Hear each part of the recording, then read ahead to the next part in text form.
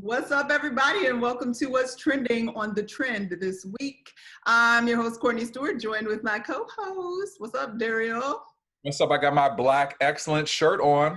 No, looking excellent in your black excellence shirt. Appreciate that, my sister. All right, I should have worn mine. I wish I'd got the memo, and then we could have been. I was just, I felt inspired after what we're about to talk about right now. So I felt like it was very appropriate to the topics. It is very appropriate to the topics because today we are discussing the Black Hollywood wonderfulness that's going on right now. We have three major happenings in the behind the scenes, basically, of Black Hollywood and making moves. So it's a time where we're all trying to make come ups in this business and diversity is supposedly running rampant. And we got three awesome things going down right now. First up is Miss Issa Rae. It was announced this week that she will be doing a documentary for HBO. It's a two-part docuseries talking about Black pioneers in television. And it's going to be directed by the guy that did Who Killed Malcolm X. Did you check that out on Netflix? I did. It was very good. Very well. Very well put together. His name is Phil Bertelsen. He'll be directing it. And basically they're gonna go into all the archives of the years and years of Black contributions to television and interview artists and writers and actors and showrunners and everybody. And we're gonna get all the scoop of the behind the scenes of what was going on. And HBO is putting it on. So celebrating Issa Rae. Congratulations, girl. He's always doing big things. Always doing big things. And I think that's gonna be like a dope story. And what a time for this to be announced right when Netflix picked up all them Black shows that we all watched growing up in the 90s. What is it, Moesha? Moesha, Girlfriends, The Parkers, a bunch of different shows. Yep. Have you been catching up on any of them? Listen, that's what I'm doing this weekend. You got your so much on my queue. And also Prime Video does this really cool thing where they've been highlighting Black films and Black television shows and things that I haven't even, like new Black films I haven't even heard of. And it's like it literally pops up on my queue when I turn it on. So that's why I even noticed that Nia Long and her new film that was on Netflix I just checked out was on there, just because it's all these little pop-ups. So Netflix, Prime Video, they've been doing their thing with letting people know about the new programming that they have coming up. And so I've been catching up on that. So this weekend is my time to catch up on all the other stuff. On all the TV shows. Well, I will admit, as soon as I knew Moesha was on, Moesha was my show back in the day, and I had to scroll and get back on it. I'm into season 2, and I'm laughing because speaking of, Black pioneers in TV, there were so many guest stars of Black talent that just roamed through that show.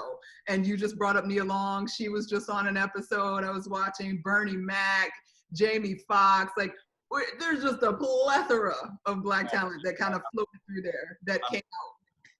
Say that again? I miss Bernie Mac. Yeah. Watching it, you're like, oh, it's totally gone too soon. He had so much more to do. But yeah, nonetheless, Issa Rae, we look forward to seeing what you bring into us because I think we're going to get a lot of knowledge for a lot of people that have probably forgotten how much Black people actually have given to the television realm. Absolutely. Because we contributed even when y'all wasn't trying to recognize us. Okay. All right. Next up this week. Now, this is probably one of the biggest trending stories of the week. Literally, you type in the letter N on Google and this woman pops up. Her name is Nia Dacosta, and it was announced that she is the new director for the Marvel enterprise known as Captain Marvel, Episode 2. Were you shocked? Were you surprised? Are you excited? Well, there's so many things with this because first of all, I didn't realize how young she was. She's only 30 years old. So to give this type of, to have this type of responsibility at such a young age is dope as hell. And then let's throw in the fact that she hits many check marks. Woman, Black woman, her age, keep checking, you know what I'm saying? So I'm excited to see what she does with this film, and I'm excited for her because it's time. We've talked about this on our show many times, but we're seeing this slight change in Hollywood and what the responsibilities and also what the bigger jobs have been given to us as Black people. And I mean, listen, we already know, like, you know, Tim Story, Fantastic Four, and he did such an amazing job, and Ryan Coogler with Black Panther. The Black men have been able to kind of have these opportunities, and not as much as I like them to, but they have opportunities. But the Black female is there. I'm excited, and the fact that she's so young and the energy that she's going to bring to this film, I can't wait. I'm super excited. I was so pumped. Black Girl Magic all up in the mix. And I mean, it more than likely she will become Black Girl Magic and Black Excellence. And more than likely she's gonna break the record for, you know, a Black woman director with the largest budget film. As of right now, it's Ava DuVernay when she did Wrinkle in Time. I think it was about a $115 million budget. So we don't know what the Captain Marvel 2 budget's gonna be, but you know, Miss Dacosta is right up in that echelon now. So, and it's crazy to see, like, it's awesome to see that this is happening for her now because it's so early in her career. She has so much time to do so much after this. It's just bananas. I think it's fantastic. And I can't, well, the funny thing is, so my mind also goes to, I can't imagine the responsibility and weight of what that is too. You know what I mean? Like, it makes me a little anxious even, because this is obviously already an established franchise, you know, established portion of the comic books. Marvel period is like period. So to come in at such an early age and have that big responsibility, that's amazing. But I can't imagine like the pressure that goes along with that, you know, because they're going to be looking at her as the groundbreaking Black woman film director, you know, to bring it. And I know she will. So I you know, I was looking at her credits, and even though she, you know, she hasn't dwelled into superheroism, this is you know, a new thing for her, but it's still like I know she's ready for it, and I'm excited to see what powers, no pun intended, that she brings. You like that? You like that, didn't you, Courtney? Put that in there, like that. That was real cute. That was real cute. And yeah, so shout out to her, Nia Dacosta. We can't wait to see it, but we also can't wait to see her film Candyman, that is supposed to possibly be out in October, but you know, COVID is kind of messing that up. It was supposed to already be out, I think. I think it was supposed to come out this summer. I think it's supposed to come out in August, I believe. Yeah, but I think they pushed it to October. Last I heard. So we'll hopefully see that. As far as I've heard, that's pretty much her like big directorial debut, and we'll see what it goes. And either way, we are looking at you, girl, and cannot wait to see where this career takes you. Okay? I'm very excited for Candyman because you know I'm a horror fan. Yeah. You know how I feel about my horror. That's what I watch every day. So the fact that, first of all, when I first saw Candyman at a younger age, the original film, it scared all the out of me, you know what I'm saying? So the fact that they're redoing it, and I was having a conversation with a friend of mine about this. There's so many, right now I think this film is very important because there's also a lot of political underlining to the film, political things underlining to the film, you know? So I think it's gonna be very interesting to see how all of that intertwines. And from what I've heard from studio heads and from reporters and just people who have reviewed the movie, it's up to par. Excellent. We cannot wait to see it. And speaking of films with political underlines and information and the Black experience in politics in America, we had the pleasure of attending a virtual event for a super, super exciting film that's coming out. I know. I'm like, we gotta celebrate just for a minute because for those of you, if you don't love history, you know, this might not be your thing, but I myself am kind of, you know, a history buff. And when I discovered that this person existed and had, you know, never really had his honest story told, I was upset and hostile. And I was like, there's no way that people, and not just white people being uneducated, most Black people don't know the truth about the Black Panther Party. Very true. Or one of its amazing leaders, Fred Hampton, who basically was murdered at the right young age of By 20. the FBI. By the By the U.S. government, okay? Don't get it twisted. The U.S. government did it. And it's interesting that like this story, his story has for so long been about him being some like political radical that was borderline terrorist, and that's sort That's of what they want us to believe all the time anyway. that is what they have wanted us to believe forever, and that is us as in everybody in America. Because even my own parents weren't adept to the information of what really was going on with the Panther Party because they had, you know, they knew the propaganda. So we got a movie coming out real soon. It is called Judas and the Black Messiah. And it is going to give us the inside story of what really went down with Fred Hampton and his come up in the party, in the Panther Party in Chicago. And there was a young man named William O'Neill who basically made a deal with the government to infiltrate the Panther Party and do what he needed to do to help them bring it down. And so we get to kind of see that tension and all of that come to a head in this film. And Derrial and I were lucky enough to get a sneak peek at the trailer, which we will get you guys a little sneak peek at as well. But we also got to have a conversation with some of the filmmakers, the director Shaka King, producers Charles D. King and Ryan Coogler. And we had some real interesting conversation. What did you think, Derrial? Are you excited about the trailer? What was your thoughts? Well, first of all, that trailer is so intense. Like the minute I saw it, it drew me in. I was like, I'm all about this film. I actually was upset that they only showed a trailer. I thought us as journalists were going to be able to get like a little bit more footage. You know what I mean? Like a little bit more, because I'm so excited about the film. I just wanted to see like even a little snippet of a little, like something, you know, like a little 2-minute something in the film. But you know what? It's okay, because that makes you're leaving your audience wanting more, and that's exactly how I felt. And the fact I don't remember his son, Fred Hampton's son, Fred Hampton Jr. Yes, he was also on the panel and gave a lot of insight information on, you know, how this film came to be and the experiences of his father and the story that he really wanted written. And listen, we already know Ryan Coogler's work. Yes. Kills it. And then the fact that Charles King is involved. I mean, Macro is just they're the leaders right now, you know. Yes. And that's what makes me even more excited about what the final result will be of this film and the impact it's going to be.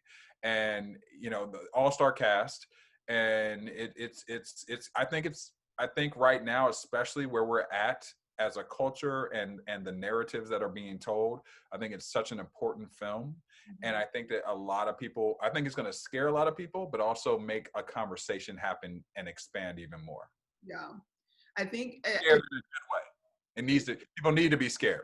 They need to be scared. And I hope that obviously we're in COVID and theaters are still closed. I personally, after seeing the trailer, really hope that when it does come out that we will get to see it in theaters, because I personally just want to see it in theaters. Obviously, if we can't, then I'll watch it at home on my big TV and it'll be okay. We'll have a party at your house with wine. It's fine.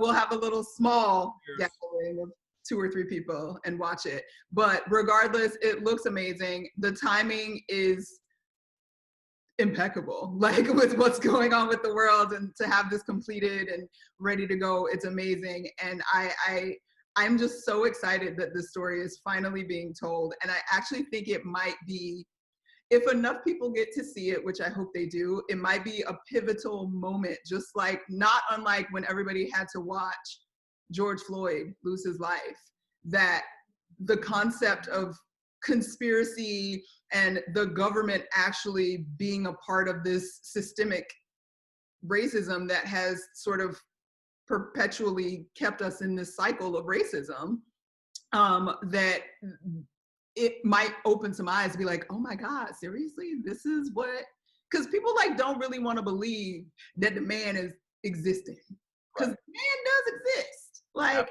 you know, and Black people often get told like, well, you can't like just, you know, blame everything on the man. No, you can't, but that doesn't make the man less real. And that Fred Hampton died way too young, and it was wrong, and he deserves some justice, even if it's just, justice of public opinion. And what Well, they did. yeah, and what I also, just to piggyback on that a little bit, what I feel is very important about right now is that I feel like because of where we're at right now with BLM and just social injustice, and listen, we're in the middle of a racial war, but there are people, non-Black people, white people, and that will be more woke, and I feel like we'll be accepting and want to see this movie a little bit more. And I feel like everything happens for a reason. I feel like if this film was released 5 years ago, it may not have gotten the bill that it needs to get to, and for people who are not Black. I think obviously this film is important, obviously, for us. I didn't know the full story, so I'm excited to see the full story, because I as a Black man want to know the full story in my history and of these things.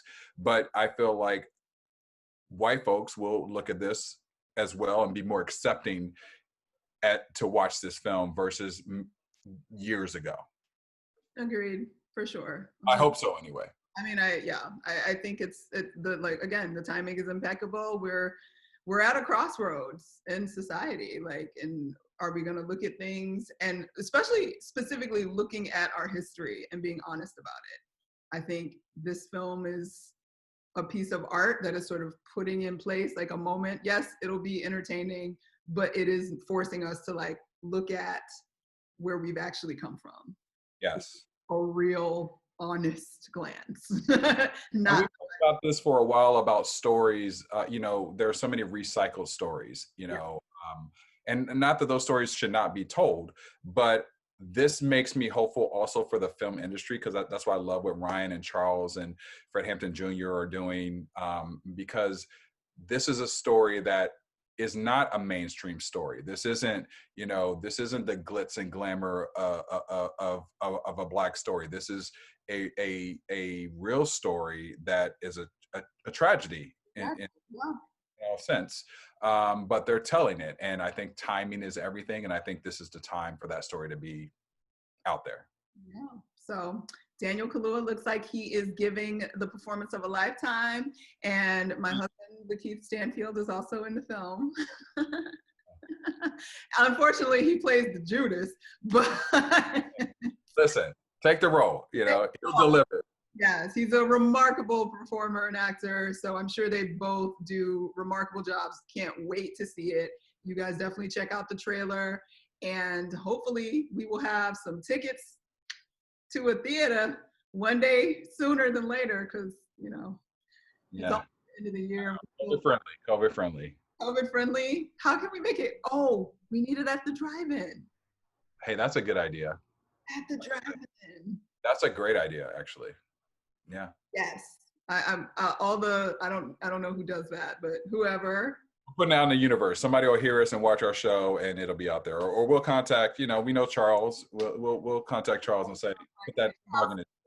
Hey, make a date with Walmart, because Walmart around the country is supposed to be doing drive-ins at various locations. That's a bunch of different drive-ins. Yeah. Do that. And another thing that I want to throw in too is that the one thing that they focused on as we celebrate, women as well in the film industry, Black women in the film industry, they talk about the tie-in of how the Black woman is portrayed in this film as well, and being very strong, and how the importance of that in this film. 100%. And I'm excited to see that as well. For real. So ladies, they definitely addressed, because there has been, some past conversations, especially about the Black Panther Party, in terms of not really representing how much work the women actually put in, and how important they were to the party and all of that. And with so many male filmmakers behind bringing this to life, I myself was actually concerned. Even though I was excited, I was concerned about the portrayal of women. But it sounds like they had it at the forefront of their minds, and they really went for it. So all we can do is wait and watch, because I'll be there wherever it is. If it's in my Prius with some popcorn, I can't wait to see it. So that's it, guys, for what's trending this week on The Trend. All that Black excellence. Do it again, Derrial. Hold on, there you go. All the Black excellence, all the time, right here on The Trend. Derrial, where can all the peeps find you and holler at you during the week? You can find me at Derrial Christon across all the social media platforms. And also you can catch me on ET Canada Live, giving a lot of the latest news on what's going on. Hopefully this will be a subject as well that we talk about. Absolutely. Hopefully y'all figure out how to get Kanye West not to run for president. But we ain't talking about that right now.